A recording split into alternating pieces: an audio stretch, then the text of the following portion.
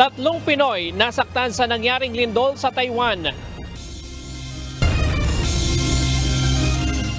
DOST may partial access na sa nahack na system ayon sa DICT. Philippine National Police bumuo na ng tracker team para hanapin si Apollo Kibuloy. 3 properties ng religious leader pinuntahan na. Pag-aalis ng mga barriers sa tollway sa Luzon Expressways planong ipatupad simula November 2024.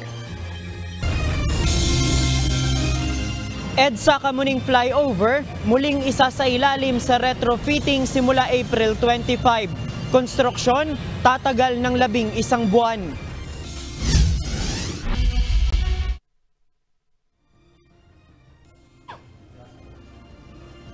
Ryan, ano ang kalagayan ng mga Pinoy na nasaktan sa lindol? Monica, nasa maayos na kondisyon yung 3 overseas Filipino workers na nasaktan na doon sa nangyaring lindol kahapon sa Taiwan. Nagtamo lamang ito ng mga minor injuries kaya walang dapat ipag-alala yung kanilang mga kamag-anak dito. Now, there are 3 reported injuries, no fatalities, no major injuries to Filipinos, and we hope it stays that way. Our hearts go out to those who have been severely affected, whether Filipino or non-Filipino. Nananatili pa sa ospital ang isa sa 3 overseas Filipino workers na nasaktan sa nangyaring lindol kahapon sa Taiwan.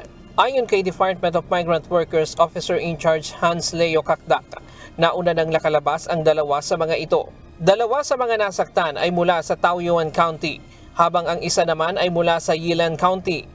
May nabagsakan ng debris mula sa kisame, may naipit ng pinto habang nag-e-evacuate at hinimatay naman ang isa.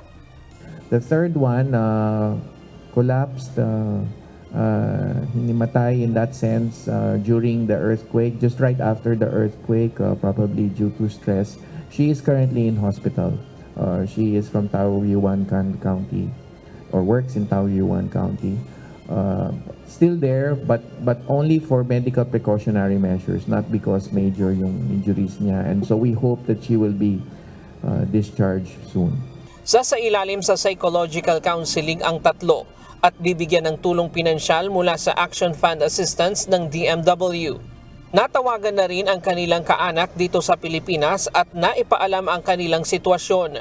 Nasa 150,000 ang OFW sa Taiwan. Kalahati sa mga ito ay factory workers, 35% naman ay mga household workers. Ayon sa DMW, namomonitor nila ang kalagayan ng mga OFW sa pamamagitan ng mga Filipino community leaders, employers, workers representatives sa mga kumpanya at sa lokal na pamahalaan. And one big reason why they are all safe is because they live in dormitories and work in factories under the auspices of their employers. So alaga sila ng employers nila. Sa ngayon, walang ulat na may nawawalang OFW. Wala ring humihingi ng repatriation mula sa Taiwan at wala ring namomonitor na work disruption ang ahensya. Nakikipag-ugnayan na rin ang DMW sa ibang ahensya ng pamahalaan gaya ng MECO at lokal na pamahalaan ng Taiwan. However, the effort continues. No? At this stage, we still cannot safely say that 100% are accounted for, but the continuing trend is that no reports of casualties, no reports of major injuries, no reports of missing, and no reports of work disruption. So we hope it stays that way. Malaking bagay din na hindi tumama ang epicenter ng lindol sa mga lugar na highly Filipino populated gaya ng Taipei County at Kaohsiung.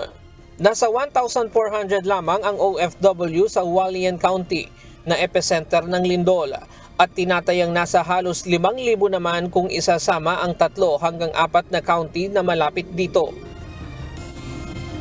Monica, sa ating mga kababayan na mayroong mga kaanak doon na OFW o mga residente doon at kung nais nilang hanapin o nawawala, hindi nila makontak yung kanilang mga kaanak, maaari silang makipag-ugnayan sa Department of Migrant Workers. Nakapaskil sa official website ng DMW yung kanilang mga hotline number dito sa Pilipinas at doon sa Taiwan. Maaari silang bumisita sa dmw.gov.ph at maging sa mga social media account ng DMW para doon sa mga contact number na pwede nilang tawagan kung meron silang mga concern. Siyan muna ang latest mula dito sa Quezon City. Balik sa iyo, Monica. Maraming salamat, Ryan Lacanlale. Inihahanda na ng Social Security System ang Calamity Loan Assistance Program na maaaring i-avail ng mga overseas Filipino workers na naapektuhan ng malakas na lindol sa Taiwan. Ito ay para sa mga OFW na pawang mga miyembro ng SSS. Ayon kay SSS President and CEO Rolando Macasait, ito ang unang pagkakataon na kanilang i-extend ang loan program para sa mga Filipino worker na biktima ng kalamidad sa ibang bansa. Paliwanag ng SSS, ang calamity loan ay kanila lamang ino-offer para sa mga miyembro na apektado ng kalamidad sa Pilipinas. Sa datos ng SSS, mayroong nasa 10,000 OFWs na active members ang nagtatrabaho sa Taiwan. Naniniwala ang Philippine National Police na hindi pa nakalalabas ang bansa si Kingdom of Jesus Christ founder Apollo Kibuloy. At upang mapabilis pa ang paghahanap dito, bumuo ng tracker team ang PNP. Ito ang balita ni Leah Ilagan. Ito pong warrants of arrest na inisyu po ng RTC, ito po ay naka-address po sa any peace officer na po pwede po, once matsyempohan po siya, makita po siya, and even po ang civilian po ay po pwede pong i-implement po ito. Hindi pa rin natutunto ng Davao Police si Kingdom of Jesus Christ founder Apollo Kibuloy. Ito'y kahit pinuntahan nila ang 3 property nito sa Davao. Gayunman, naniniwala ang pambansang pulisya na hindi pa ito nakalalabas ng bansa. Ayon kay PNP Public Information Office Chief Police Colonel Jean Fajardo, mayroon silang tracker team na naghahanap kay Kibuloy. Ang lead team po na naghahanap po sa possible location po ni Pastor Kibuloy ay yung pong Davao Region, Davao Police po natin. Kasama po nila yung CADG na nag-create din po ng tracker teams para po pangunahan po yung pagsaserve po ng warrant of arrest. At kasama din po natin dyan yung National Bureau of Investigation. Sinabi pa ni Colonel Fajardo na obligadong humarap sa otoridad si Kibuloy para sa kanyang kaso at hindi pwedeng abogado lamang nito ang laging nagpapakita.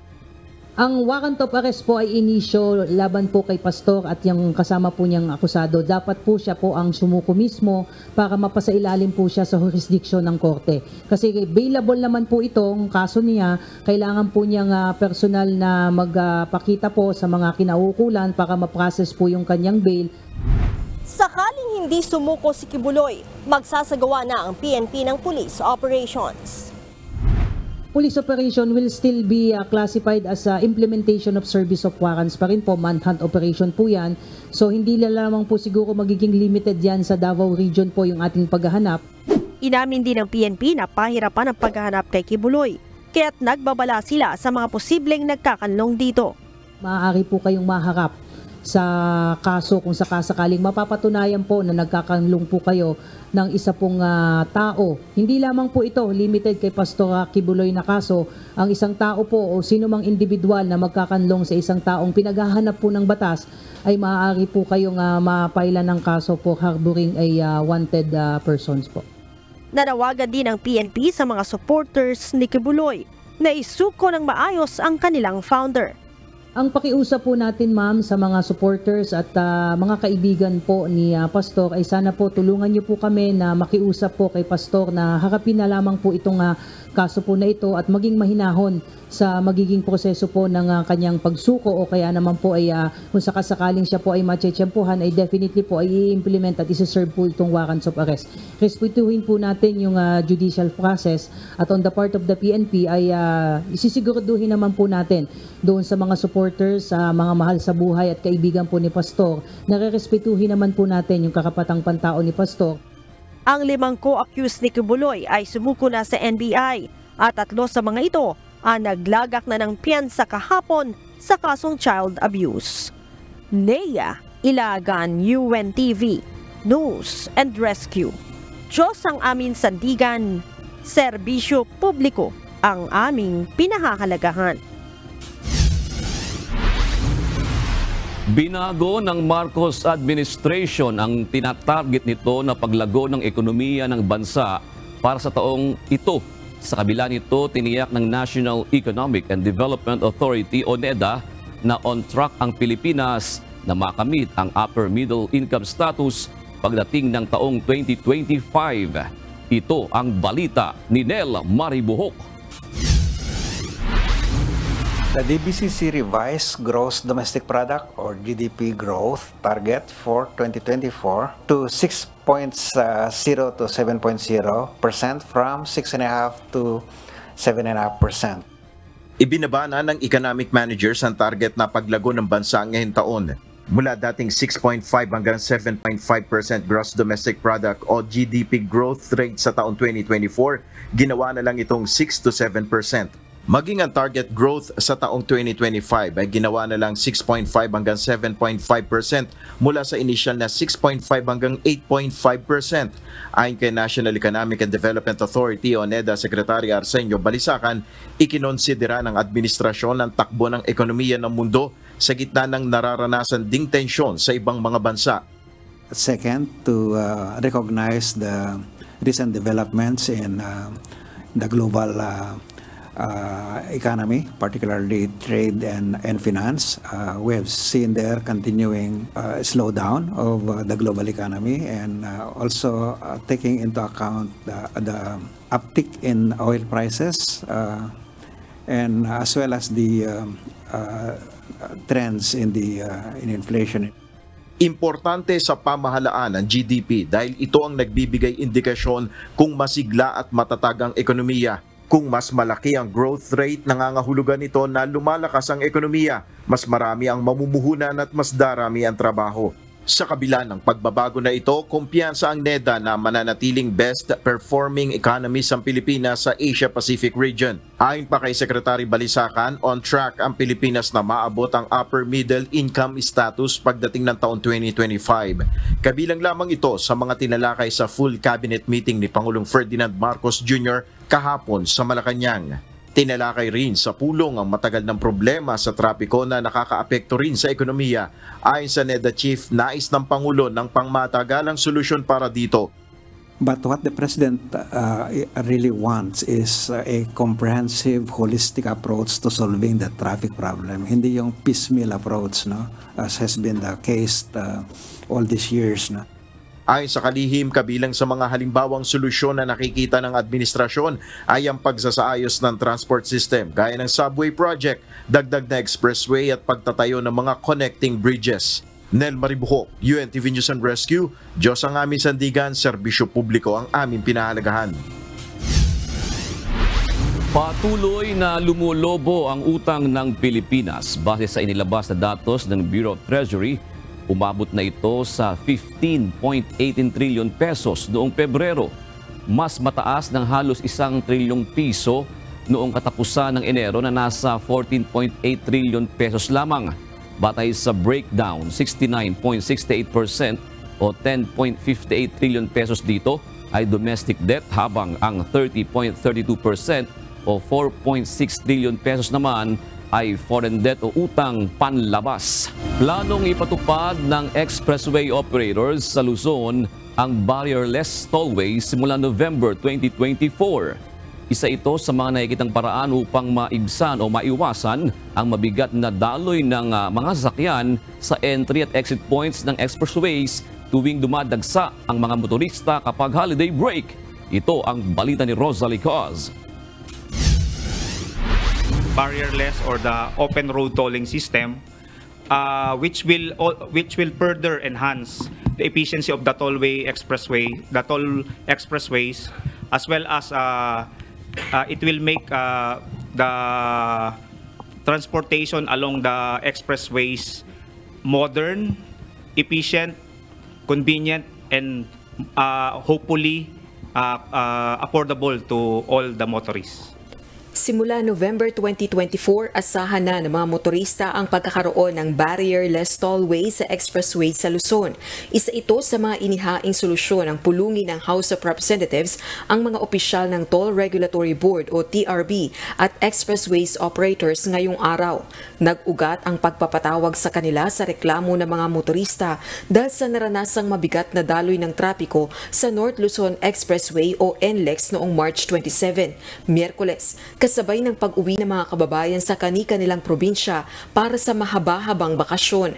Ayon sa ulat ng Metro Pacific Tollways Corporation kay House Deputy Majority Leader ACT-CIS Party List Representative Erwin Tulfo, 87,000 sasakyan ang dumaan sa NLEX ng araw na iyon. Bukod sa volume ng mga sasakyan, nakadagdag sa problema ang mga depektibong radio frequency identification stickers at kakulangan sa RFID load ng maraming motorista.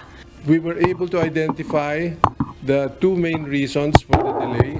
First, there were about over 5,000 with not enough load on RFID, and another 5,000 with defective stickers. No? Samantala, bago ang barrier-less tollways na inaasahang maipatupad sa Nobyembre, aalisin muna ang toll booths. Magpapatupad din ng One Wallet, One RFID sticker para sa lahat ng tollways anuman ang operator nito. 2 taon naman ang aabutin bago ganap na maipatupad ang barrier-less toll gate sa expressway sa Luzon ayon sa Metro Pacific Tollways Corporation. Plano ring magpatayo ng elevated expressway mula Balintawak Interchange hanggang Bukawi. Bukod dito, nais na ring patikita ng Toll Regulatory Board sa mga traffic enforcer ang mga motoristang papasok ng expressway nang walang sapat na RFID load. They're asking for Department of Public Works and Highways to issue a department order giving the traffic enforcers of both expressway to issue tickets pag wala kang load na matitikitan ka. Pagpapalawig naman sa concession agreement ang posibleng maging alternatibo sa halip na pasanin ng consumer ang presyo ng mga pagbabagong ipatutupad upang maiwasan na ang mabigat na daloy ng trapiko sa tollways tuwing holiday break. Now, if we load all of that on tariff, medyo masakit sa consumers. Having been in government for some time, mas madaling i-justify yun. Bigyan na lang ng concession extension so that hindi tumaas yung tariff. Rosa Licoz, UNTV News and Rescue. Diyos ang aming sandigan, serbisyo publiko ang aming pinahahalagahan. Narito naman ang mga balita sa iba't ibang panig ng mundo, ihahatid ng ating global correspondent na si Nerissa Dando mula sa Nagoya, Japan.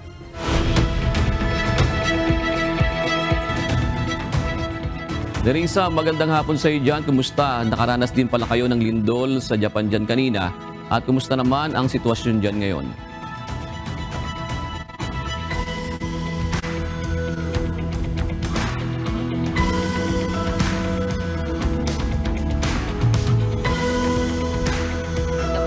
Pero sa bahagi ng Tohoku Region, nasan ang lindol ay pansamantalang ipinahinto ang operasyon ng bullet trains.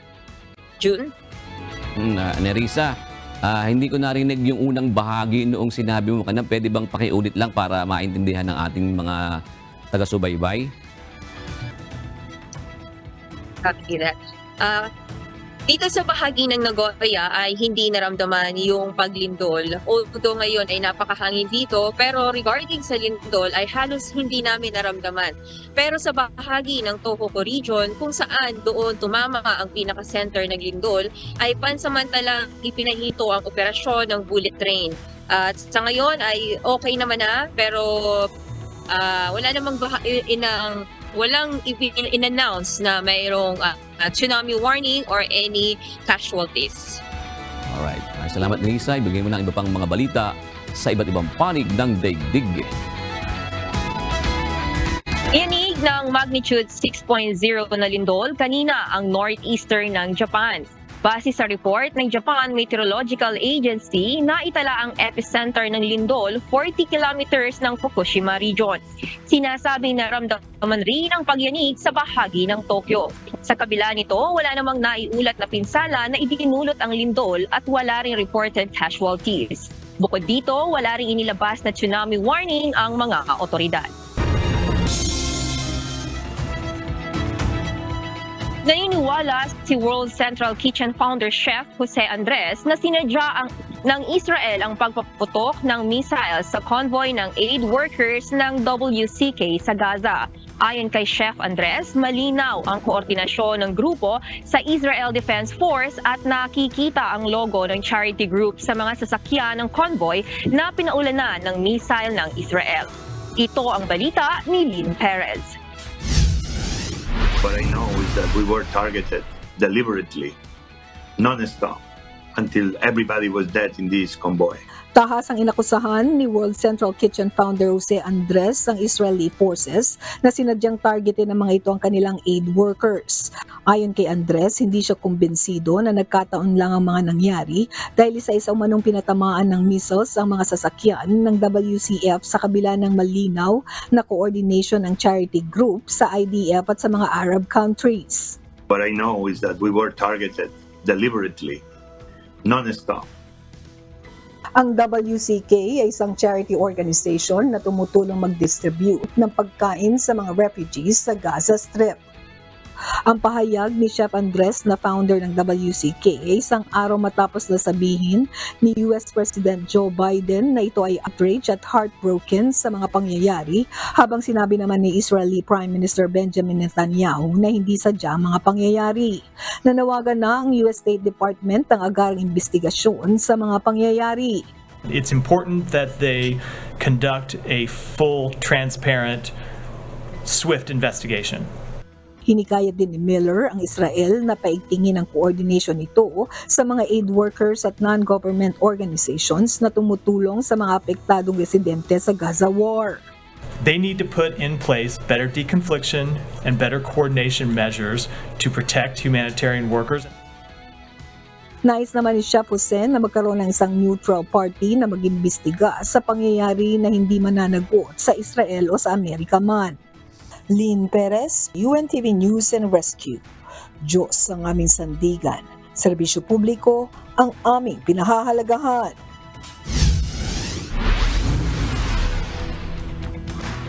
Pinabulaanan ni Israel Cabinet Minister David Barnett na sinadyang sitahin ng Israel Forces ang 7 tauhan ng World Central Kitchen Aid Workers sa Gaza.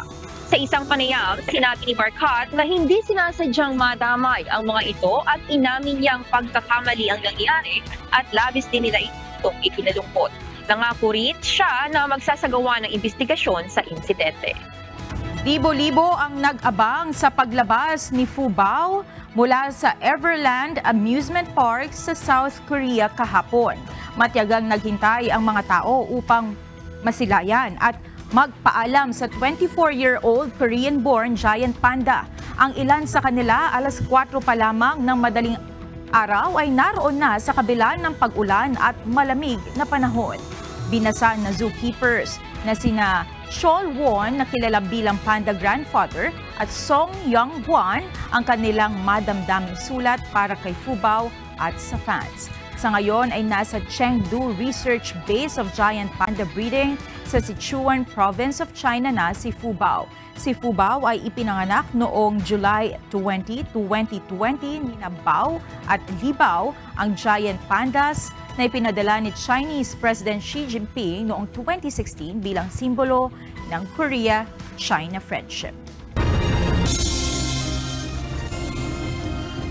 Samantala, ibinasura ng ilang senador ang panukala ni Presidential Advisor Secretary Larry Gadon na isama na ang political provisions sa isinusulong na charter change o CHACHA. Samantala, aminado din ang isang mambabatas na tila mas mahirap na ngayon na ipasa ang panukalang CHACHA at kumbinsihin ang publiko na pumabor sa pag-amyenda ng saligang batas. Ito ang balita ni Harleen Delgado. I think pag sinama yan, wag na natin pag-usapan yung CHACHA. Iyan ang tugon ni Senator Sherwin Gatchalian sa panawagan ni Presidential Advisor for Poverty Alleviation Secretary Larry Gadon na ikonsidera na rin ang pag-amyenda sa political provisions ng saligang batas. Giit ng Senador, 88% na ng mga Pilipino ang hindi pabor sa Chacha batay sa Pulse Asia Survey, ngayong economic provisions pa lamang ang pinag-aaralang maamyendahan. Hindi rin anya uubra ang panukalang palawigin ng termino ng public officials. Term extension is one of the things na ayaw ng taong bayan. Maganda naman na as a citizen na napalabas niya yung kanyang saloobin, nagbigay siya ng suggestion, pero the reality is ang taong bayan hindi acceptable yung political amendments based doon sa survey. Para naman kay Senate Minority Leader Aquilino Coco Pimentel, hindi na dapat iniisip ni Secretary Gadon ang pag-amyenda sa konstitusyon at pagtuunan na lang ang mga plano nito sa pagtugon sa kahirapan. Si Senator Nancy Binay nilinaw na hindi kasama sa resolution of both houses o RBH number 6 ng Senado ang panukalang amyenda sa mga probisyon ng konstitusyon na may kinalaman sa politika. Well, at the moment, there's no resolution that includes yung political changes sa ating constitution. So, hindi ko alam kung kaya na pwede naming talakayin. Wala naman siya dun sa RBH 6 na tinatakal ng committee. Gayunman, naniniwala ang senadora na magandang matalakay pa rin ang Chacha sa kabila ng mga tumututol dito. Based dun sa mga previous hearings, well, as a senator, ang dami kong natututunan. So parang sa akin, hindi naman magiging waste of time. Lalong-lalo na kung iikot kami sa mga probinsya. Kasi at least maririnig talaga namin kung ano yung sentimiento sa iba't ibang province. Si Senator Cynthia Villar naman, muling nanindigan na tutol siya sa Chacha. Alam mo naman ako, hindi ako in favor of Chacha. Kasi okay naman tayo. Pero huwag na tayo nag-aaway. Wala pa namang tugon si Senate President Juan Miguel Big Zubiri sa panawagan ni Secretary Gadon.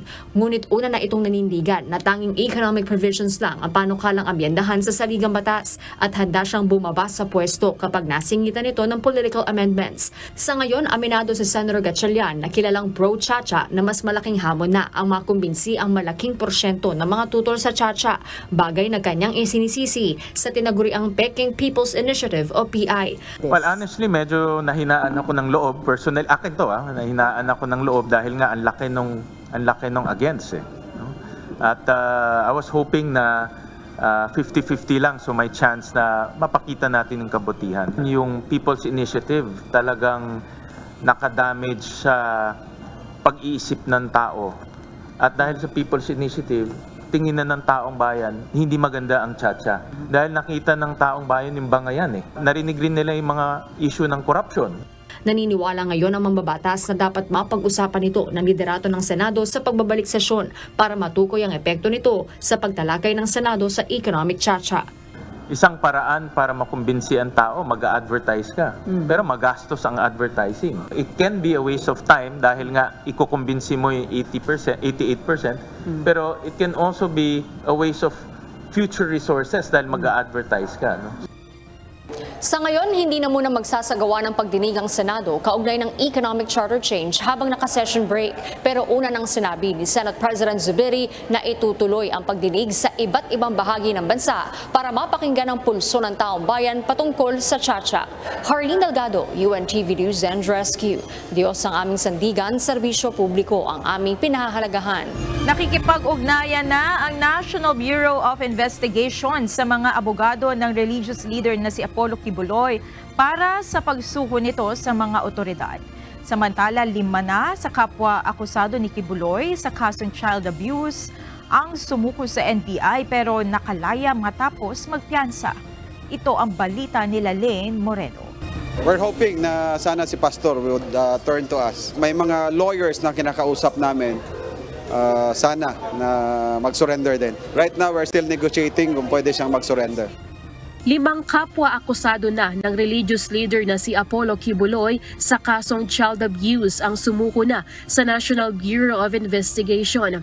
Umaasa ang NBI na susunod na si Kibuloy bago matapos ang 10 araw. Ayon kay NBI 11 Director Attorney Arcelito Albao, nakikipag-ugnayan na umano sila sa mga abogado ni Kibuloy para sa mapayapang pagsuko nito. Pero hanggang sa ngayon ay wala pang tugon ang kampo nito. Si Kibuloy ay nahaharap sa kasong child abuse at sexual trafficking at inisyuhan ng warrant of arrest ng Davao Regional Trial Court noong Lunes.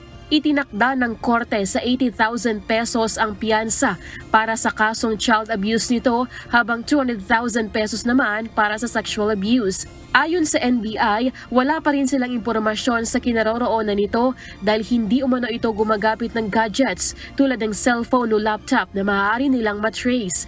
Patuloy ang pagsisilbi ng warrant of arrest ng tracker team hanggang mahanap si Kibuloy. Kahapon,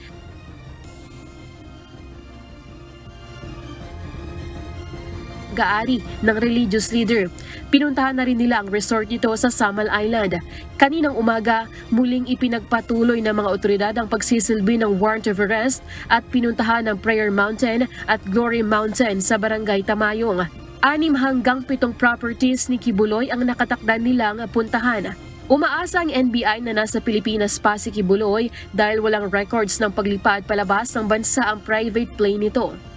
We are not sure that he's still here in Davao, but we are pretty sure that he's still here in the Philippines, no? Kasi based sa record ng immigration, hindi siya lumabas ng country. Sumuko na rin sa NBI kaninang alas 9 ng umaga ang 2 pang kapwa akusado ni Kibuloy sa kasong child abuse na sina Ingrid Canada at Jacqueline Roy. Pero agad namang nakalaya ang mga ito matapos magpiyansa ng tig 80,000 at makakuha ng release order mula sa korte. When they knew that they have already a warrant of arrest and they don't want that they will hide all the time while nakapende itong kaso. So they turned to us just like yesterday, may 2 nag-surrender. Ayon din umano sa mga ito, hindi nila nakita o nakausap man lang si Kibuloy nitong mga nakalipas na araw. Lalaine Moreno, UNTV News and Rescue. Diyos ang aming sandigan, serbisyo publiko ang aming pinahahalagahan. Mayroon ng partial access ang Department of Science and Technology o DOST sa system nito na nahack ayon sa Department of Information and Communications Technology. Ayon sa DICT, wala namang dapat ikabahala ang publiko dahil hindi naman gaanong kasensitibo ang laman ng data na nahack sa DOST. Ito ang balita ni JP Nunez. We have partially gained access pero we still have to gain full access to the source systems.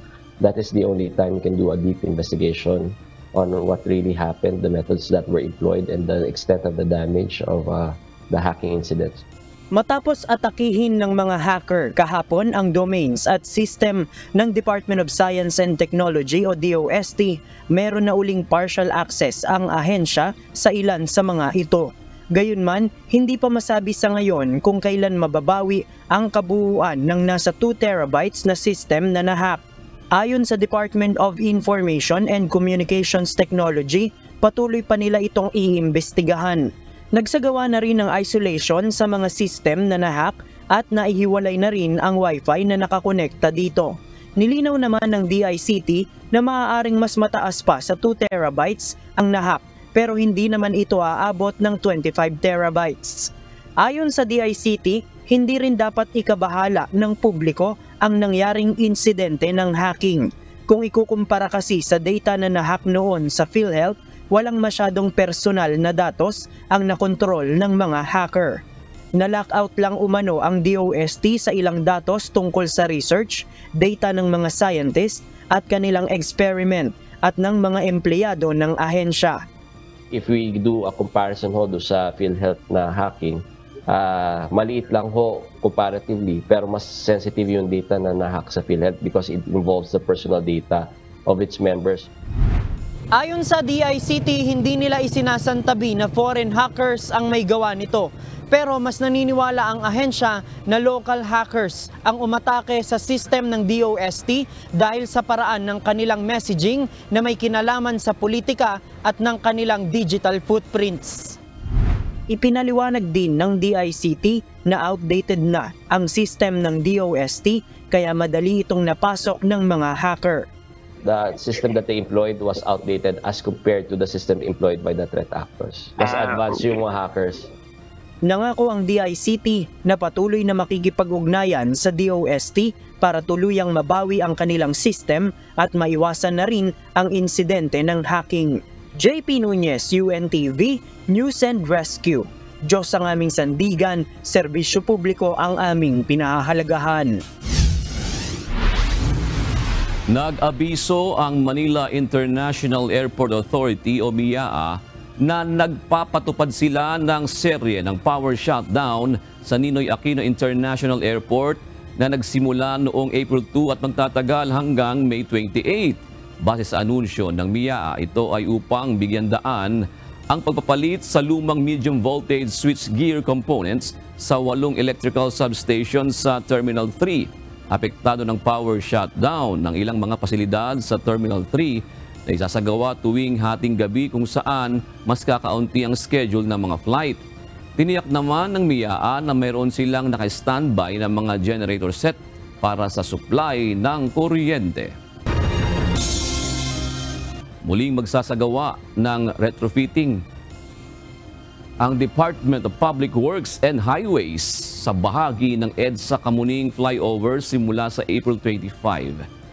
Sa abiso po ng Metro Manila Development Authority, posibleng maging mabigat ang daloy ng mga sasakyan dito. Ito ang balita ni JP Nunez. Kaya po natin siya kailangan ng i-retrofitting kasi yung ating DexLab or yung mismong dinadaanan po ng ating mga sasakyan o mga motorista ay medyo marupok na po siya. Dahil sa tagal na ng Kamuning Flyover na itinayo noon pang 1980, unti-unti na itong nasisira dahil sa patuloy na pagdaan ng mabibigat na mga sasakyan. Kaya naman kailangan ng sumailalim sa retrofitting kung saan patitibayin ang ilang mga bahagi nito na nagkakaroon na ng bitak at pagkasira. Ayon sa Department of Public Works and Highways, sa April 25, sisimulan nila ang konstruksyon sa southbound portion ng flyover. 1.5 lane lamang ang isasara kapag nagsimula na ang konstruksyon. Hindi katulad noong 2022 na full closure ang kinailangang gawin ng DPWH. Kumpara sa retrofitting na isinagawa noong 2022 kung saan pinapadaan pa sa service road ng EDSA Kamuning Flyover ang mga bus sa EDSA Carousel, ngayon hindi na maaapektuhan ang operasyon ng busway dahil partial closure lamang ang gagawin. Ayon naman sa Metropolitan Manila Development Authority o MMDA, inaasahan nila na magkakaroon ng pagbigat sa daloy ng mga sasakyan oras na magsimula ang retrofitting. Pero hindi naman nila magdudulot ito ng masyadong mabigat na trapiko dahil meron namang mabuhay lanes na madadaanan ang mga sasakyan. I can say naman nung previous na nangyari ito ay hindi naman po nagkaroon ng Carmageddon. Siguro before ng bridge, kakanan muna sila. Then after ng bridge, labas ulit papuntang EDSA. Ayon pa sa MMDA, mahalaga na ma-retrofit na ang EDSA Kamuning Flyover upang maging mas matibay ito sakaling dumating ang inaasahang the big one na maaaring tumama sa Metro Manila. It will pose danger sa ating mga motorista kung sakali nga po na magtalindol. And siguro mas paramount yung safety ng ating mga kababayan kisa po doon sa pansamantalang traffic na idudulot nito. Ayon sa DPWH, tatagal ng 11 buwan ang magiging proyekto. Samantala simula bukas mayroon ding isasagawang upgrading sa bahagi ng Rojas Boulevard flyover sa EDSA kung saan naabuti ng 3 linggo ang construction. Kaya tinaasahan din ang bahagyang pagbigat ng trapiko dito. JP Nunez, UNTV, News and Rescue. Diyos ang aming sandigan, serbisyo publiko ang aming pinahahalagahan. Nakipag-ugnayan na ang Bureau of Jail Management and Penology o BJMP sa Department of Health kaugnay ng mga sakit na dumadapo ngayon sa mga person deprived of liberty o PDL sa mga kulungan. Kabilang sa mga ito ang sore eyes at pigsa dahil sa matinding init ng panahon. Ito ang balita ni Dante Amento. Meron na rin po sila mga reported ng boils. Yan ho, ang mga karaniwan natin, or pigsa. Mainit at siksikan. Ito ang karaniwang sitwasyon sa loob ng mga bilangguan tulad ng mga pasilidad ng Bureau of Jail Management and Penology o BJMP na isa sa sanhi ng pagkakasakit ng mga bilanggo. Lumala pa ito ngayong tag-init. Sa katunayan, ayon kay BJMP Chief Jail Director Ruel Rivera, may mga PDL nang nagkakasakit ng pigsa, sore eyes at maging scabies o nakararanas ng kati-kati. Kaya naman upang agapan na hindi lalong magkakahawaan sa loob ng mga bilangguan, nakipag-ugnayan na anya sila sa Department of Health para sa karampatang aksyong medikal. Ina-isolate din anya ang nagkasakit at pinapayuhan ang mga kaanak na huwag munang bumisita kapag may karamdaman. Sa mga dadalaw, sinasabihin namin, kung kayo po may kaunting karamdaman, halimbawa, inuubo, sinusipon, or meron kayong sore eyes, iwasan na po muna ang pagdalaw. Sapagkat kung nandun sa loob, mahihirapan na po tayo kasi nakikita naman natin yung siksikan nilang kalalagayan, pero kaya na po naman natin makontento at inaagapan po natin. Sa ngayon, ang may pinakamataas na kaso ng mga PDL na nagkakasakit ay dito sa National Capital Region o NCR. Kumuha na rin ang BJMP ng karagdagang mga doktor para tingnan ang kalagayan o kalusugan ng mga PDL. Ang malakihong ulat sa atin is dito po sa NCR. Mahigit kumulang po sa 600 ang reported cases. At sa iba ho namang region, meron na rin pong paisa-isa. And dito sa NCR, na po tayo ng mga doktor, nandun na ho yung mga doktor natin. Mahalaga rin na mamantini ang kalinisan para makaiwas sa pagkakaroon ng karamdaman. Dantiamento UNTV, News and Rescue. Diyos ang aming sandigan, serbisyo publiko ang aming pinahahalagahan.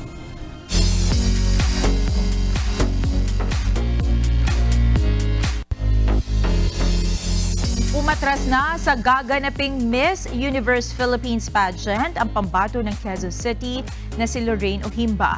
Base sa official Facebook page ng Miss Universe Philippines Quezon City, inanunsyo nito ang withdrawal sa pageant ni Lorraine dahil umano sa personal matters na nakakaapekto sa kanyang mental at physical being. Tiniyak naman ng organizers na ang desisyon ay dumaan sa masusing konsiderasyon kung saan prioridad pa rin ang kalusugan ni Lorraine. Umapela rin ang mga ito ng pangunawa at suporta sa bagong journey na tatahakin ng dalaga. Nilinaw ngayon ng Miss Universe organization na hindi pa kumpirmado ang pagsali sa pageant ng kandidata ng Saudi Arabia ni si Rumi Al-Khatani. Sa pahayag na inilabas ng MUO sa kanilang official website, ipiniliwanag nito na hindi pa kasama ang Saudi Arabia sa mga bansa na magpa-participate sa pageant. Ayon sa Miss Universe organization, dumadaan sa masusing proseso ang seleksyon ng mga contestant na kakatawan sa kanilang mga bansa sa kompetisyon, alinsunod sa striktong mga polisiya at guidelines. Nauna nang napabalita ang kauna-unahang pagkakataon na pagsali ng kandidata ng Saudi Arabia sa prestiyosong Miss Universe pageant.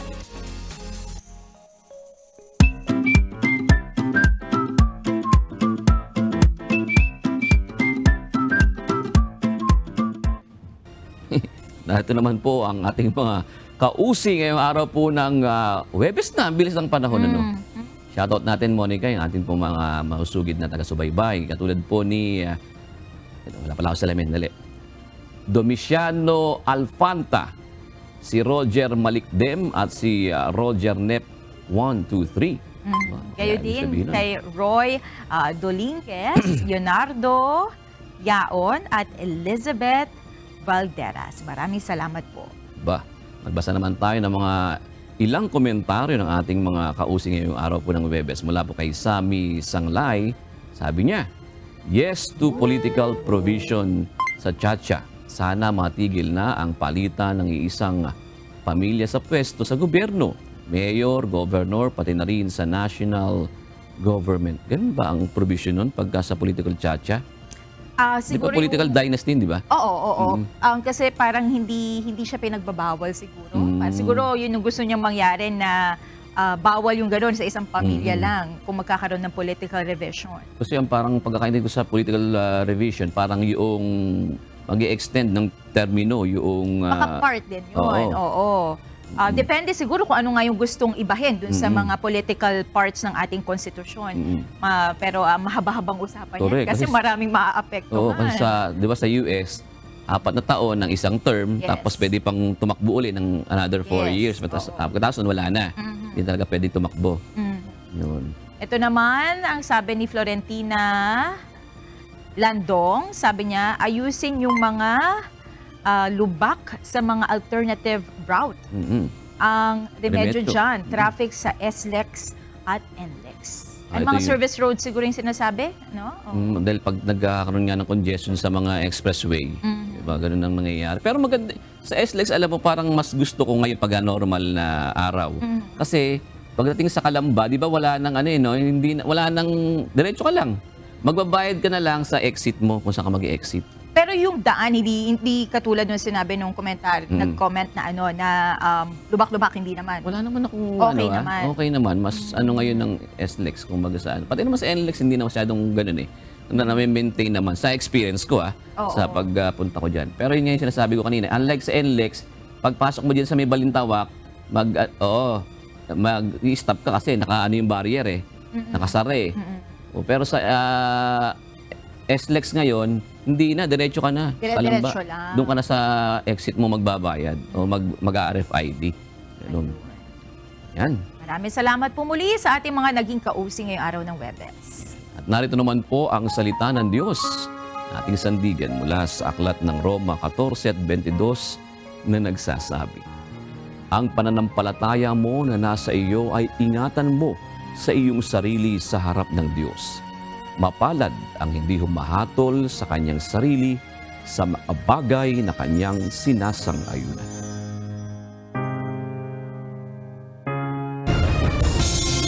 At yan ang naging kabuuan ng ating balitaan ngayong gabi. Aming inilahad ng buong katapatan kung paano namin nasaksihan. Kayo po ay makapagtitiwala na ang aming nakita at narinig, ang aming ibinabalita. At dito po sa UNTV, Diyos ang aming sandigan, serbisyo publiko ang aming pinahahalagahan. Gandang gabi po.